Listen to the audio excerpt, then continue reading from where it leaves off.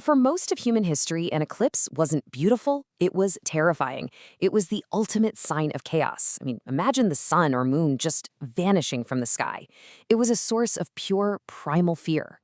But today, we see it as this breathtaking spectacle, a moment of cosmic wonder. So the big question is, how did we make that incredible leap? How did we go from terror to totality? Really, try to imagine that terror. The sky itself looks like it's being attacked. In ancient China, the story was that a celestial dragon was swallowing the sun whole. For the Vikings, it was a giant hungry wolf named Skoll, finally catching the prey it had been chasing forever. And in Mesoamerica, a massive celestial jaguar was taking a bite out of the sun. The response? It was the same all over the world. It was primal. People would make as much noise as they possibly could, banging drums, shouting at the sky. Anything to scare that monster away and bring back the light. And that deep, primal fear, that's really at the heart of our story today. So how on earth did humanity go from seeing eclipses as these apocalyptic omens, threats from angry gods, to understanding them as just predictable physical events? Something as reliable and honestly as serene as clockwork? Well, the answer is a fascinating journey through geometry, pattern recognition, and a few truly brilliant observations. All right, so to understand how we cracked this cosmic code, we first need to understand the code itself. So why do eclipses even happen? Well, it turns out it all comes down to a perfect, straight line out in space. The key to literally everything we're talking about is this one wonderful word, syzygy. It's just a fancy way of saying it's that rare moment when the sun, the moon, and the earth all line up perfectly. This is the absolute non-negotiable requirement for any eclipse. Seriously, no syzygy, no eclipse.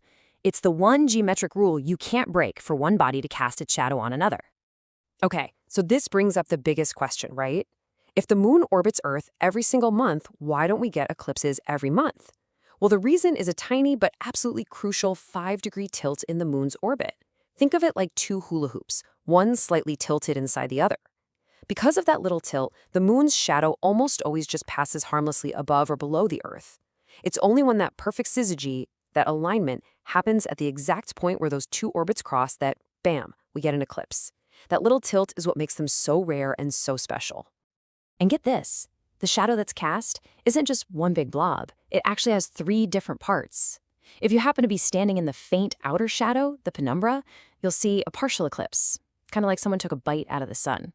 But if you are lucky enough to be right in the dark, inner core, that's the umbra, that's when you experience the total magic of totality. And then there's a third option. If the moon is just a little too far away in its orbit for that dark core to reach Earth, you're in what's called the antumbra. And that's when you see that spectacular ring of fire. So where you are standing inside that shadow completely changes what you see. All right, so let's quickly break down the 2 main types. First, you've got your solar eclipse. This happens during a new moon, and it's when the tiny moon gets in the way and blocks the giant sun from our view. Its shadow creates this really narrow, fleeting path across the Earth. But then you have a lunar eclipse. This one happens during a full moon, and it's when our massive Earth blocks the sun's light, casting a huge shadow that the entire moon passes through. And because the shadow is so big, it's visible to the whole night side of our planet. And if you really want to put the rarity of a total solar eclipse into perspective, think about this number. It's the average time you'd have to wait for totality to happen in the exact same spot twice. We're talking 360 to 410 years. For any single location on Earth, it's a true once-in-many-lifetimes event. And that really helps explain why it felt like such a profound, world-altering moment for ancient cultures. Okay, so the physics are pretty clear. But honestly, that just makes the next part of our story even more incredible. How did ancient astronomers, with none of our modern tools, figure out when these terrifying events were going to happen? This was an intellectual achievement that didn't just change science. It literally changed the course of human history. This is the great leap forward, right here. How did ancient skywatchers like the Babylonians look up at this seemingly random, horrifying event and somehow find a predictable pattern hidden inside all that chaos? It's amazing. They were patiently, painstakingly searching for a master cycle, some kind of cosmic rhythm that would let them predict the future. And they found it. This is the secret code they uncovered, a period of 6,585.3 days. Let that sink in. That's 18 years, 11 days, and 8 hours. It's a cycle known as the Saros, and what it means is that after this exact amount of time, the sun, moon, and earth return to almost the exact same geometric alignment. A nearly identical eclipse will happen, it's just shifted about a third of the way around the globe. So why does this Saros cycle even work? Well, it's not magic. It's more like a near-perfect symphony of 3 different lunar months playing together. The easiest way to think about it is like a cosmic slot machine. First, you need the synodic month to line up for the right phase. That's your new or full moon. Then you need the anomalistic month to line up for the right distance. Is the moon close or far? And finally, you need the draconic month to line up for the right alignment with Earth's orbit. Over those 18 years, all 3 of these totally separate rhythms finally click into place at the same time, and you hit the jackpot, an eclipse. But wait, it gets even cooler.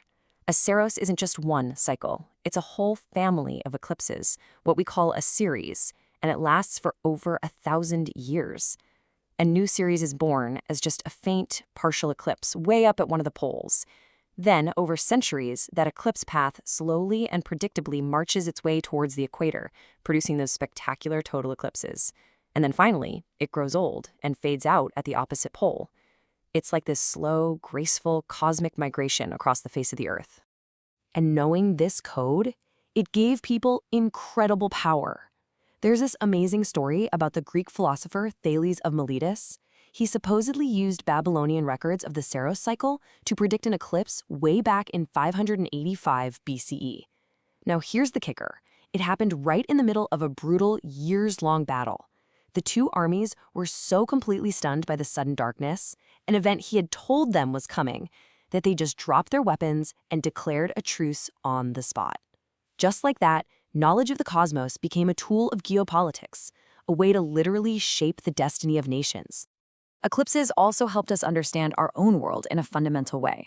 A couple of centuries later, Aristotle used a simple lunar eclipse to prove the Earth was round. His logic was so elegant. He reasoned that as our planet's shadow crept across the face of the moon, the edge of that shadow was always curved. And what's the only object that casts a perfectly circular shadow no matter how you turn it? A sphere. The heavens were handing us direct proof of the shape of our own planet. I mean, what a revelation. That changes everything. So, from proving the shape of our world to literally stopping wars, eclipses have been absolutely pivotal moments in our history. And that brings us right up to the modern day, where our precise scientific understanding lives side by side with the deep, symbolic power these events still hold for us. This right here captures our entire journey perfectly. On one hand, you have the mythological terror of a dragon devouring the sun. And on the other, you have the beautiful, precise language of science, the moon's umbral shadow crossing the surface of the Earth. The event happening in the sky is exactly the same, but our understanding of it has been completely transformed. We've replaced fear with fascination and superstition with science. But hey, this isn't just ancient history. Let's see how all this modern understanding plays out with a real, upcoming event, the partial solar eclipse on September 21st, 2025. Now, to an astronomer, this eclipse is not some random thing. It is the 7th predictable event out of 71 in a young Saros family known as Series 154. They know this series just got started back in 1917, and it's going to continue its slow march across the globe all the way until the year 3179. It won't even produce its first total eclipse for a few more centuries. It's just a single, predictable data point in this grand story that spans over a millennium. And yet, at the exact same time, the symbolic meaning totally endures. While the astronomer is seeing the 7th data point of Saros 154, modern astrology sees a karmic checkpoint, a really powerful moment for introspection, for letting go of the past, and for renewal. So you have the same celestial alignment being interpreted in 2 completely different ways, one as a confirmation of physical laws, and the other as a catalyst for personal transformation. That dualism is still there. Science and symbolism, calculation and contemplation, all wrapped up in one breathtaking event. So here we are. We've cracked the cosmic code.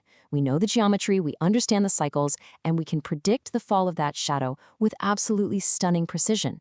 But here's the final question for you. Does knowing all that science, does it make it any less magical, or does it in fact make the whole celestial clockwork even more magical? To me, it reveals a universe that isn't just beautiful, but one that is also astonishingly knowable.